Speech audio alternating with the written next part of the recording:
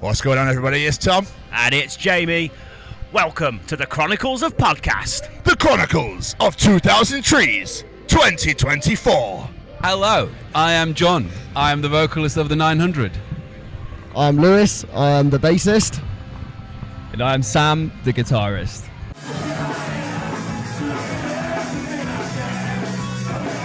It's an absolute pleasure to have you here. Thank you so much for joining us today. So, how's your personal Friday treating you all? Yeah, feeling a bit fragile today. Yeah. Went a bit hard yesterday, and after the set on Wednesday. So yeah, gonna be an easy morning this morning. It must be quite a nice thing to have played so fucking early, though. So, I know you headlined on Wednesday night, but you've now got the entire weekend to just enjoy yourselves. Yeah, definitely different from last year, where I think we did the Friday last year, and we got way too fucked up the day before, and yeah, it was a struggle to do the set, but yeah, we got through it. It was we got in on the Thursday last year, and it ended up being so that the drummer was napping through the entire Friday in his car before our set. No way. Yeah. Missed a whole lot of bands, but he said, yeah, it was a great day. Yeah. Worth it, though, because I can imagine drumming, hungover and tired can't be fun. No, I reckon it isn't. But yeah, he did a smashing job as always. No matter the hangover, he's a machine. Can't be stopped. Absolute Trojan. Oh yeah. Best drummer in the world, Harry Shaw, the Colonel. Yeah. Shout out. Love it. Absolutely love it. How was Wednesday night? Yeah, really good, man. We were getting a bit worried when we saw the football tent and how full up it was. Yeah. Because we watched the first half. So we're getting really worried. But yeah, whilst we were sound checking, like people started coming in, ended up being full, and yeah, went really, really well. Yeah, as a Scotsman, I'm pretty fair play. You're in the final. That's absolutely fine. It is what it is, but hopefully you get fucking battered tomorrow. Anyway, Viva la España. Sorry, guys. But yeah, so the tent was packed. We came to watch you guys. Absolutely unbelievable. An absolute joy. The concept of it, though, where's the whole concept come from to do Tony Hawk's songs? So yeah, it kind of started with me, Harry, and our old guitarist. We wanted to do a cover band to try and earn a bit of money. Nice. We were a bit tired of doing original bands and getting paid nothing. So yeah, we kind of started learning just normal covers, and then we were like, well, literally everyone does this. This is going to be no different. This isn't new. And then yeah, just out of the blue, Harry came up with the idea to just cover the soundtrack, and yeah, just snowballed from there. That's it. I mean, it's probably one of the greatest soundtracks ever. Agreed. So, but with set lists, then, do you struggle slightly because you're not limited, I'd say, but do you go to other games from Tony Hawk's games as well, or is it literally just the second one? I mean, It's all the games. yeah, it's all the games, okay. but the basis of the set is kind of off the first few. But we do bring songs in from all the other games because there's Beautiful. just so many bangers to choose from. There are. It's insane how many there are. But the first few were the most iconic, so we choose a lot of songs from the original 4. But yeah. I mean, you've also got the new games as well, obviously, which came out a couple of years ago. Yes, and, yeah. I mean, maybe even in the future we'll consider doing something like Skepta Shutdown. Big statement. Yeah. Big statement. Just give it a rest, Sam. Fuck you. He's been in the. Yeah, I'm new here. His fucker's been in the band for half an hour, and he's like, yeah, I don't know what the future holds, but it sure does look like Shutdown. Fucking hell.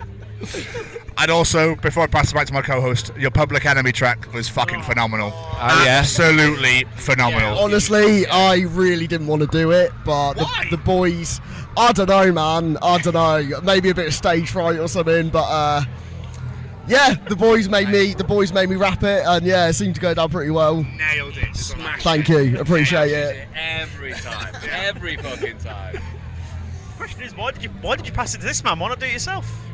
See, Yeah, John. yeah. Please answer. I'll, Bring it back, mate. Don't worry. Yeah. So I do the rest of the set. So I need a little break. No, it's just people do love they do love seeing the instrument changes and all that, yeah. and people just go primal when they see somebody from the band step up to do a hard song like that. Yeah. And with him smashing it like full on out of the park every time, it strengthens it. I'm never doing this song. I'm never doing this song. Yeah. I'm never doing that song either. Nah. You're singing that one. I might. Yeah. It might happen. There you are. But as a podcast, we are ambassadors for the Sophie Lancaster Foundation. Are you familiar with Sophie and her story? Yes. Yeah. So, so basically, we're asking people why we're here today. Have you guys ever been treated differently, had prejudice or stereotypes put against you, simply because the way you dress, the music you listen to, walk around with long hair, for example? Has that ever happened to you guys?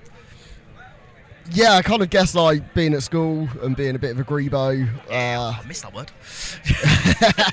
Yeah, it's a classic.